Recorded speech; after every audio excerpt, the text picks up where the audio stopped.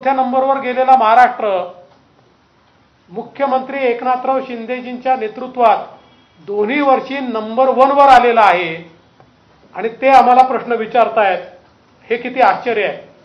आणि सगळ्यात महत्त्वाचं तर वित्तीय केंद्र गुजरातला गेलं। खरं गेलं, कधी गेलं? 2012 साली गेलं। मुख्यमंत्री कोण होते? काँग्रेसचे। प्रधानमंत्री कोण होते? काँग्रेसचे।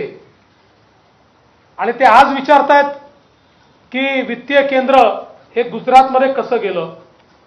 एवढंच नाही तर अनेक गोष्टी याच्यामध्ये आहेत। सगळ्या गोष्टींचा उहापोह मी करणार नाही। मला असं वाटतं की खोटे नरेटिव्ह तयार करण्याची एक फॅक्टरी ही जी यांनी उघडली आहे, या फॅक्टरीचा पर्दाफाश या अधिवेशनामध्ये आम्ही निश्चितपणे करू।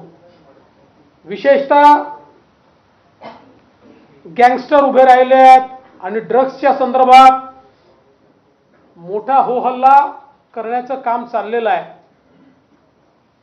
त्यावेळी हे विसरतात 100 कोटी रुपयाच्या संदर्भात आम्ही नाही, माननीय उच्च न्यायालयाने यांच्या गृहमंत्र्यांच्या विरुद्ध FIR करून त्यांना अरेस्ट केली।